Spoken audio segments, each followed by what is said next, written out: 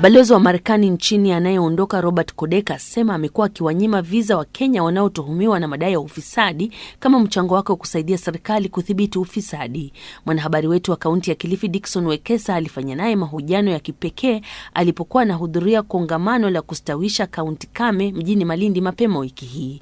Alianza kwa kumuuliza manufaa ya hivi punde ya mashauriano kati ya Rais Uhuru Kenyatta na Rais wa Marekani Donald Trump. Three kind of big areas where there were accomplishments. The first is setting up this strategic partnership. So we've elevated the relationship between Kenya, because Kenya is such a critical country for this region, for Africa, for the Indo-Pacific area. It really is central to the future of this region. And so we wanted to elevate the partnership, and we did. And we've established a strategic dialogue that's going to take place annually, and we're going to talk about the important issues. Of course, one of those issues is trade and investment, and that's the second area I wanted to talk about. We did a number of things during the course of President Kenyatta's visit and the meeting with President Trump. We set up a new working group where we're going to be talking about these issues, trying to help ensure that both our countries are getting the maximum advantage out of trade and investment. You know, Kenya gets great benefits from the African Growth and Opportunity Act, AGOA, but more can be done. We also need to look at the question of what happens when AGOA ends. How can we ensure that Kenya can take continued advantage of this partnership? How the United States can also gain benefit. We signed $850 million worth of commercial deals roughly during the visit. So we had a lot of new things that are on the table, a lot of opportunities, very important things like a new investment to help revive Kenya's pyrethrum industry, which is an area that has really had some difficulties in recent years. We're doing some new things as well by way of helping create a new ICT infrastructure for the government around the country, so that's very important. And of course, one of the biggest things we did, direct flights. For the first time, direct flights, first time in a long time really, direct flights between Nairobi and New York and JFK. So that's going to be a huge thing. I'm very excited about it. It's going to encourage more trade, investment. It's going to encourage people to people, people coming back and forth, whether it's for education or tourism or business. It's a huge opportunity. So I was really very, very pleased to be able to announce that. And of course, the last point is we did a lot on security. And we're such strong partners on security, and it's really something that has been the cornerstone of what we've done. Your Excellency, what's the position of America towards President Kenyatta's war on corruption in Kenya?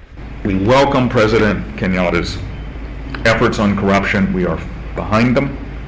We're doing quite a number of things to support and help. Of course, we a few years ago put together essentially a set of things that we were going to do together, a list of over 40 things as part of an agreement. We're doing many of them. We've set up a special unit in the Ethics and Anti-Corruption Commission. We're working on ethics training. I continue to deny visas to some Kenyans who have been implicated in corruption. There's a lot of stuff that we are doing, and we're going to continue to do those things, and we're looking for more, because it's got to be everybody on board. This isn't just President Kenyatta. It's not just the American Embassy. It's not just one person or one institution or whatever. It's got to be all Kenyans, supported by friends and partners like the United States. Your Excellency, what is your view on President Kenyatta's handshake with former Prime Minister Raila Odinga, considering that Kenya is now lacking an official opposition to keep the government in check? So I hope that in the coming days that handshake and the promise that it offered Kenyans will be fully realized. And for that to happen, I think two things are necessary. One is that the conversation about how to take the country forward, about how to ensure, for example, that you've got an IEBC that works and is delivering elections that Kenyans believe in. You need a conversation about those things. You need reforms, and there needs to be an inclusive dialogue. So, I would just urge that to realize the promise of the handshake, that there be this inclusive conversation that deal with the real issues, that really helps to get the country on a strong path forward, and helps ensure that the next election, 2022, is the best possible election. You asked about the opposition. What I would say is that, in a democratic system, it's critically important to have a strong opposition. And so, I would just encourage, certainly everybody, all the politicians, but ordinary, average citizens as well, to speak up when they have a concern about a policy or a program or something that's happening in their country. It's only by vigorous debate, where men and women of goodwill talk about the issues, offer ideas, have those ideas questioned and challenged, that the country is going to make progress. So a strong opposition really is very, very important. And I know that there are a lot of very, very smart and good people, a lot of very, very smart and good Kenyans out there, and I trust that they really will work to ensure that this country is moving forward. What is the position of America towards the war on terrorism in the Horn of Africa as you hand over to your successor?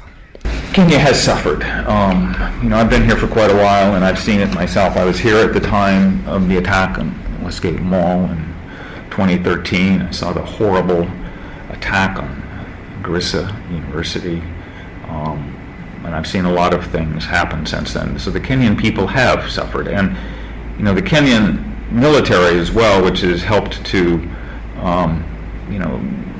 directly engage and really fight against Al-Shabaab in Somalia, has paid a price as well. There are several hundred Kenyan soldiers who have died as a consequence of that fight. And so I can only say that from the perspective of the United States, that we appreciate the commitment and the sacrifice of the government and people of Kenya in this war to stop violent extremist organizations like Al-Shabaab and ISIS.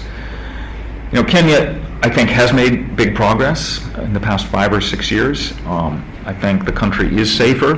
There are still areas where there are big problems, particularly up in the northeast, some of the counties that border Somalia, for example. And of course, there are still huge problems inside Somalia itself. The United States has done a lot to help in this fight. We're providing equipment, we're providing training, providing intelligence and other information to help Kenya do the best possible job in this effort.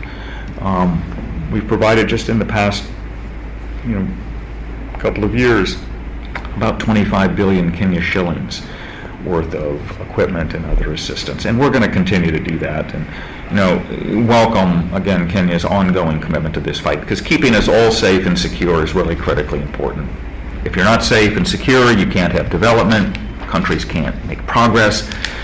It's a huge opportunity here in Kenya to move forward, but it's important that we all continue to stay together, stand together, work together, fight together to ensure that violent extremists don't win.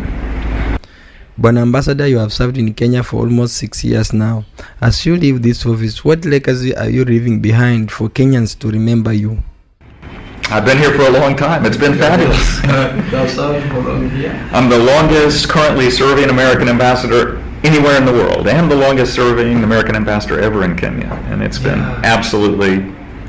So if I might be just a bit bold and sort of say at the outset that the most important thing about my time in Kenya for me has been getting to know the Kenyan people. Kenyans are amazing. They're creative, they're energetic, they're friendly, they're open. I really enjoyed the opportunity to get to know the Kenyan people. And I've been all across this beautiful country. I've been in almost every county, including all of the counties along the coast. And it's been a very special experience. And I am so deeply grateful that I've had this opportunity to serve my own country, but also to get to know Kenya and to be part of the progress that Kenya is making. In terms of things that have happened during my time, I just want to say that I believe a lot has been accomplished, but I give credit, first of all, to the government and people of Kenya for really being willing to work with me, but also willing to work with my mission, my embassy, my team, the U.S. government team, the American people's team that's here. We have the largest U.S. mission in Africa right here in Kenya, in Nairobi. And we got fabulous people working on everything from education to healthcare to water.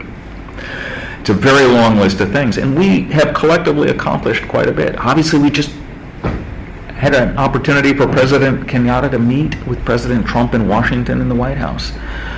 2015, former President Obama came for an extraordinary visit. We had the Global Entrepreneurship Summit here. We've set up a strategic partnership. We're doing so much more on trade and investment than we were a few years ago. We're about to start direct flights.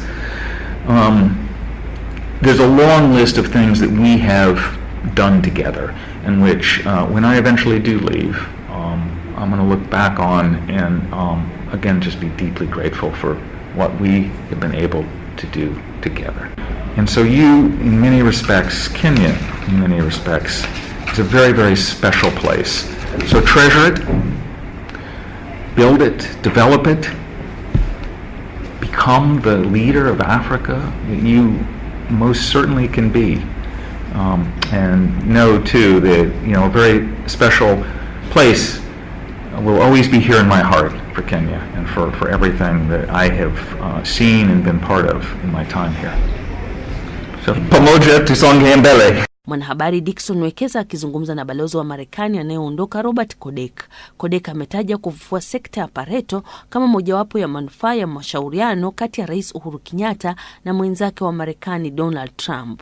Pia amesisitiza kuwa kupeana mkono kati ya Rais Uhuru Kenyatta na Raila Odinga kunatarajia kuzaa matunda kama kuleta mabadiliko katika tume ya IEBC, na cha muhimu zaidi, anasema kila Mkenya sasa anapaswa kuchukua jukumu la kiongozi wa upinzani na kuzungumzia kwa uwazi masuala potovu kama ufisadi.